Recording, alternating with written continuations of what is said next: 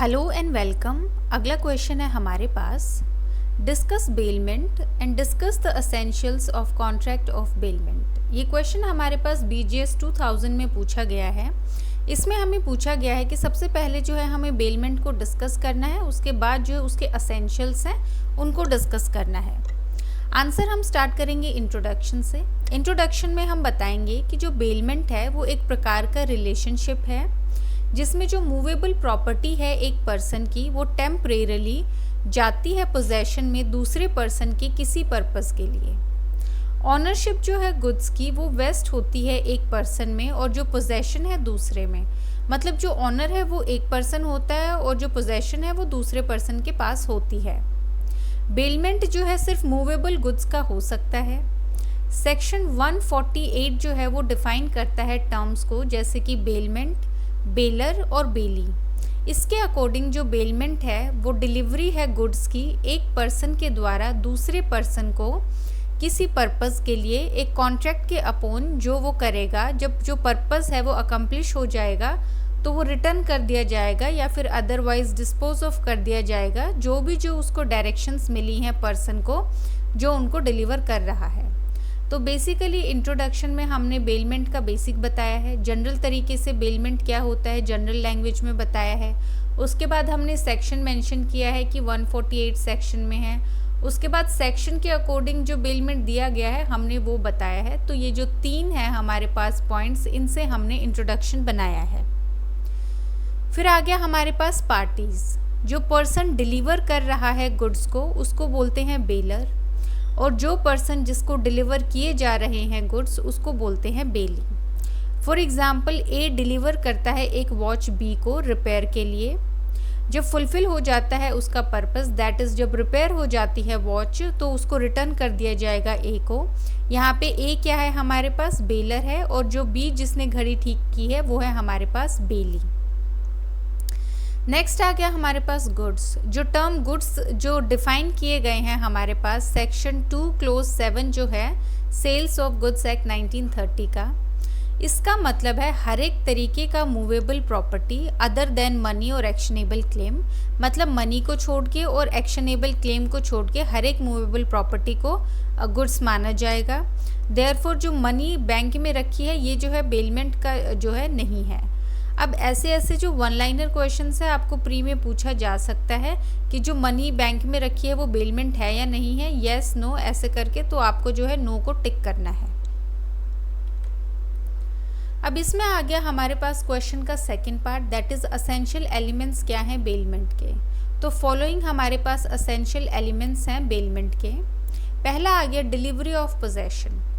Bailment में जो possession है गुड्स का वो डिलीवर किया जाना चाहिए बेलर के द्वारा बेली को। ये जो डिलीवरी है पोजेशन की ये टेम्परेरी पर्पस के लिए है। जब पूरी की पूरी प्रॉपर्टी ट्रांसफ़र कर दी जाती है तब जो है बेलमेंट नहीं बोला जाता।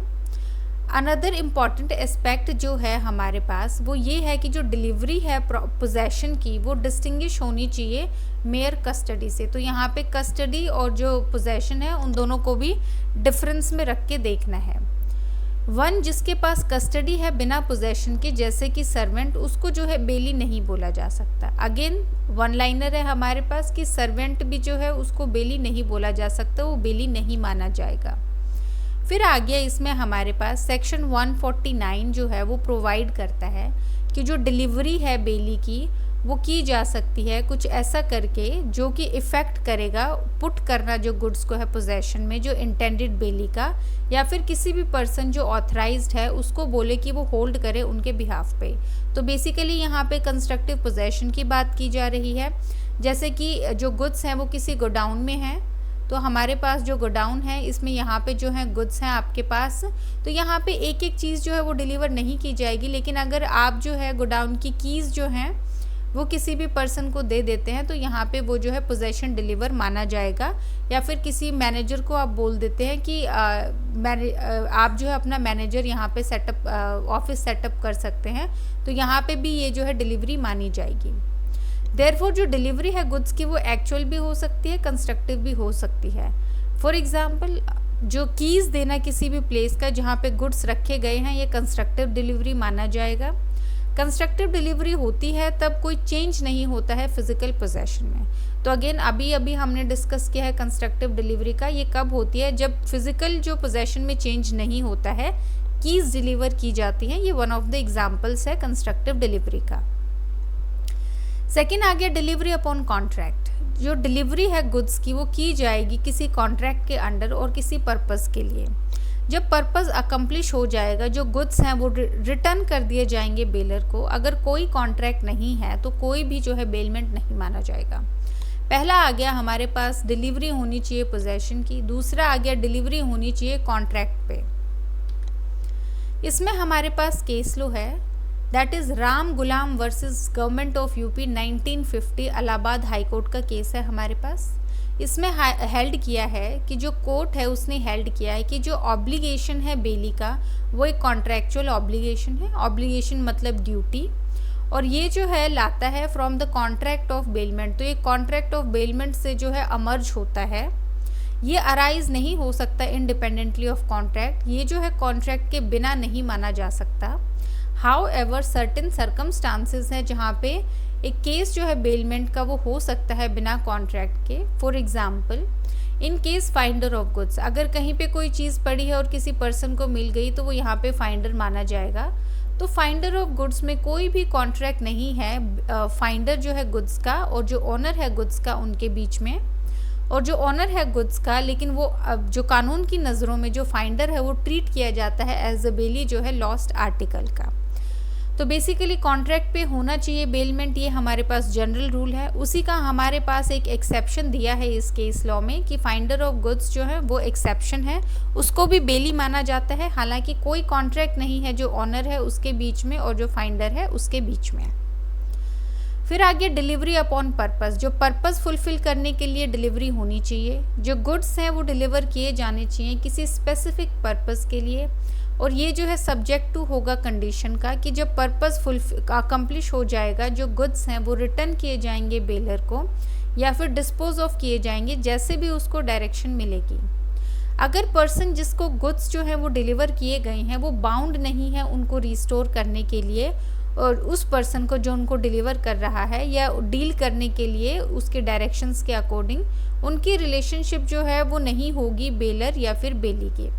तो इसमें आ गया हमारे पास जो सेकंड पार्ट है कि कोई भी पर्सन जिसको जो है डिलीवर किए गए हैं वो उनको रिस्टोर करने के लिए, मतलब उसी इंसान को वापस देने के लिए जिसने उसको दिया है या फिर डील करने के लिए, तो उनका जो रिलेशनशिप है वो बेलर और बेली वाला नहीं होगा। जैसे कि कोई चोर है तो यहाँ पे जो है थीफ है, उसने किसी से गोल्ड की जो चेन है वो स्नैच कर ली है और उसी को जाके उसने जूलर के पास रख दिया है।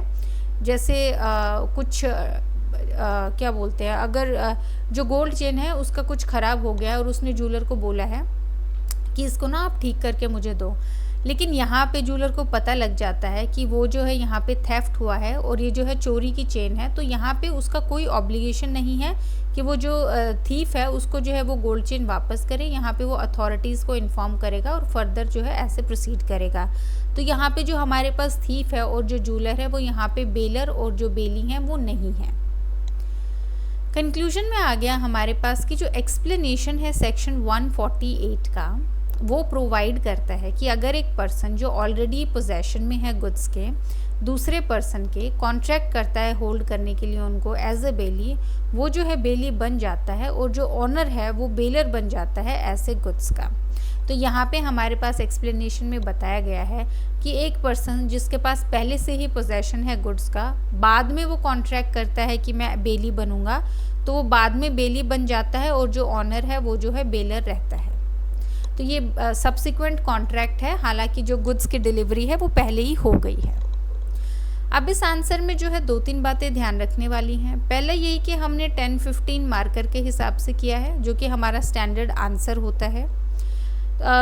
यहाँ पे आप प्रॉपर लिखेंगे। इंट्रो में आप बेलमेंट के बारे में बताएंगे, उसके बाद आप इसकी जो 1-2 टर्म है, जैसे कि हमने यहाँ पे गुड्स को एक्सप्लेन किया है, पार्टीज़ कौन कौन सी हैं, आप जो है इनको बताएंगे। उसके बाद जो सेकंड पार्ट था हमारे पास असेंशियल्स का, यहाँ पे हमारे पास 3 असेंशियल्स हैं।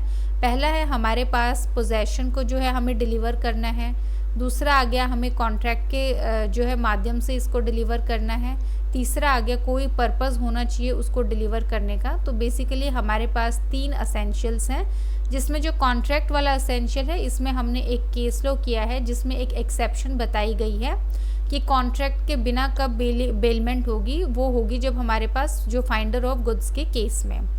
तो ये बेसिकली आपके पास ब्लूप्रिंट होगा। कंक्लूजन में जो है आप बताएंगे कि जो एक्सप्लेनेशन है हमारे पास सेक्शन 148 का, तो जिन स्टेट्स में बेयर एक्ट अवेलेबल होती है वो उठा के लिख सकते हैं, अदरवाइज़ आप जस्ट लिख देंगे इसका कि अगर पहले से ही पोजेशन है और सब्सिक्वेंट कॉन्ट्रैक्ट हुआ है तब भी वो जो है बेलमेंट माना जाएगा।